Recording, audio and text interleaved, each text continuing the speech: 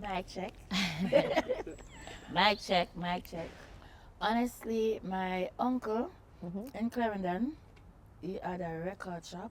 I didn't know my talent then. Sugar Minot had a song like 51 Storm. Yeah. That was late Sugar Minot. Yeah. And then I was like, 51 Storm, I never born. And so like, my grandparents have to tell me what I go on, but the 79 flood, me born. So me now start tell the people what happened in the 79 flood. So I was just So literally your turn to talk. Yeah, writing stories. it, and I went to my uncle and I said, Uncle, listen to this. And he said, who write this? I said, I did. And he was like, really? And I was like, that was the first lyrics I ever wrote about 79 flood at the time. Wow. Not realizing then that I had a talent to write. Yeah. But that was just the first lyrics ever. And how old would you have been at that time? 12.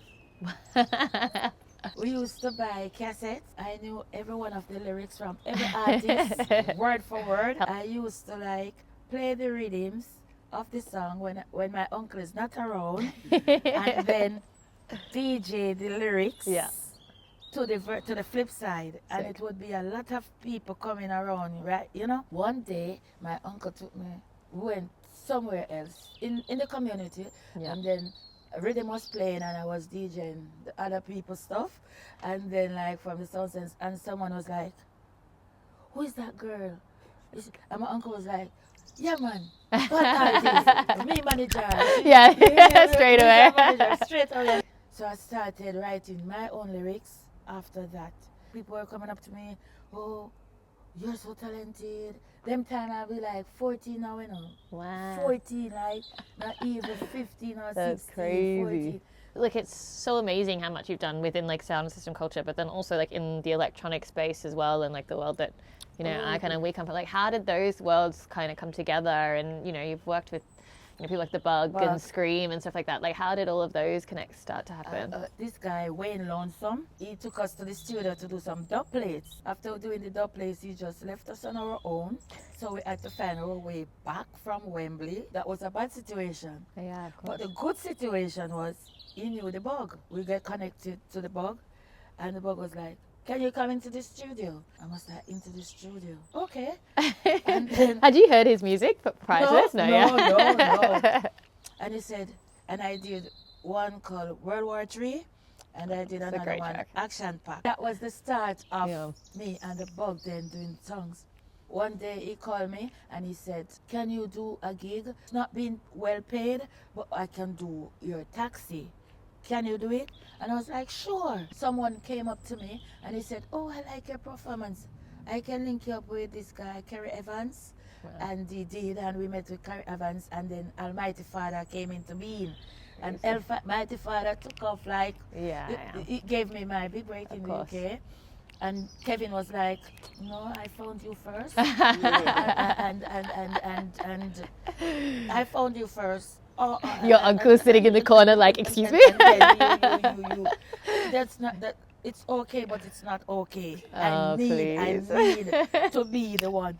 I was approached by Scream, DJ Zing. My vocal as a Jamaican, it would be like authentic, genuine, not, you know, not the China thing. No, but so they'll get my vocal as the aqua Jamaican vocal voice to their beat. So then the connection came from the Bug with the electro to grime with Kerry Evans and DJ Zinc and Scream and so forth. So then I started. So the connection started. Yeah. And it's such an important time because it was really when dubstep kind of like fully kind of came in and it was, so at the time like known as a genre. Scream used my vocal, then Scream was doing like beats, and then he approached me to do this vocal, and then we did Check It. We Check It. And these amazing. So that's where now. That's where the connection came across from the dancehall reggae to the UK to the different genres of music. It's amazing. Yeah, your lyrics is just so powerful and passionate, but also quite funny and cheeky, and like, you know, there's a real, like, your personality is so shown through your lyrics. And I guess I just like, what's your process when you write, and how do you come up with these ideas? And it feels like there's also a bit of a link between a lot of the themes that you discuss. First and foremost, I started out writing, like just writing. Yeah. Sometimes I listen to the beat and the beat tells me what to write. But within me, I can write anything. And when I came here, and then the beats were like strange. Yeah, the beats were strange. I can imagine it would be so foreign to anything you'd heard before. Yeah. So I had to listen to the beat. Yeah.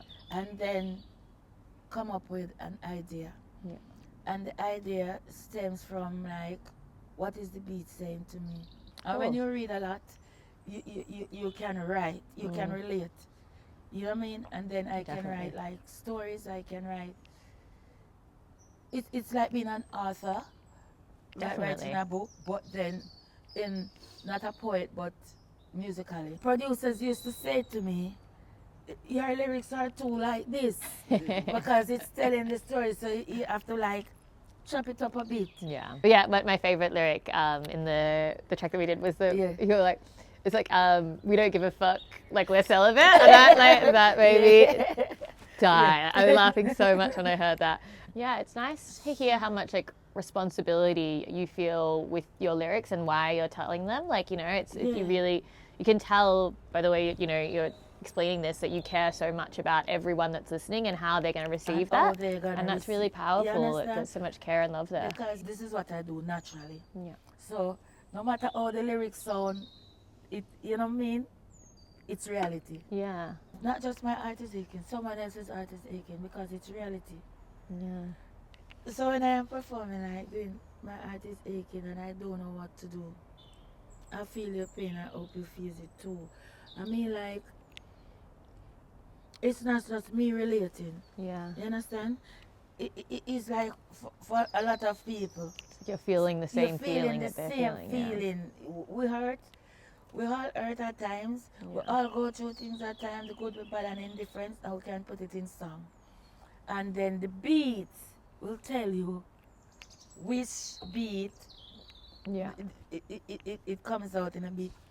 How you got to Party Criminal for Susan's track. Oh no, this is so funny. No, this is actually funny. So when I recorded the track, I had recorded it in a studio called Pirate Studios. And so that's why it was called Pirate, because it was literally just, and then when you took it and ran with it, and I was like, I actually love it. But it suits the song so much. Like, I love that it went on that journey. Even, I mean, like, you naming it Pirates at the suit of the pirate, the beat is telling it like, Pirates is like Pirates of the Caribbean. I was remembering Pirates of the Caribbean. Great movie. And I was like, okay, I'm not going to sing it and definitely being a pirate then, because the track is called Pirate. But it can be like, because Party Criminal, it's like being a pirate. Pirates are criminal. Yeah. In a sense where they take something from someone and give it to the next one. And then it's like, party animal, party. Because the beat is like, you know, party animal, party criminal. So it's then like still expressing like, this is not something where we are consume people, but we need to make the dough. Yeah. And although we need to make the dough, we need to party, we need to have fun. We need to just do this, whoever we are, whatever. We need to do this, we need to have fun. And then I was like, the lyrics was coming up like, Michelangelo. The ultimate pirate. He stole everything. None of the art was his own. So I was like, yeah. So we are draw the money like Michelangelo. You know what I mean? It's cons and pros. That means it's cons and pros. It's professional. It's everything. Yeah. When I used to go out when I was like younger, before I was DJing, it was like every weekend I had to go out. Like, it was for my soul, you know. I loved to go out, and it was a thing that I just wanted to always do, and I always wanted to be. And I went to New York recently, and I was chatting to a lot of friends there, and I felt like there was a really good crew of people that were, you know, like in their mid to late 30s, and they were all like still just like we go out because we want to see our friends, we want to dance, we still have good jobs, we still do our thing, but we have to do it for our soul.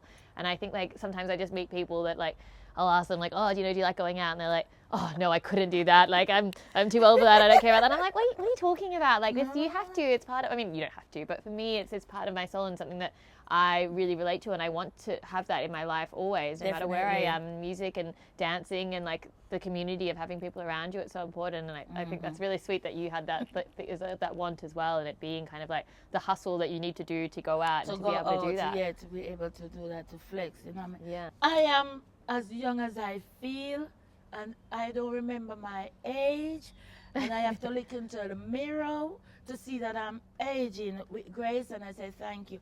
When I walk into the store, but just so daring, we just go over to the petite side. Me now look over the side there. My side that is my side. So that's damn right, that's how you feel. A lot of people don't listen to lyrics, but people do listen to lyrics. Sometimes it's the beat that carries it on, and yeah, but it's good to communicate. It's just good to like reach out to different people. I wish I could speak different languages. I do speak. No, listen. I don't really speak Spanish. I just remember Spanish from school days. It's me at the Bad Bunny. Anytime I see Bad Bunny, I'm like, I speak Spanish. Do you know the word moorish?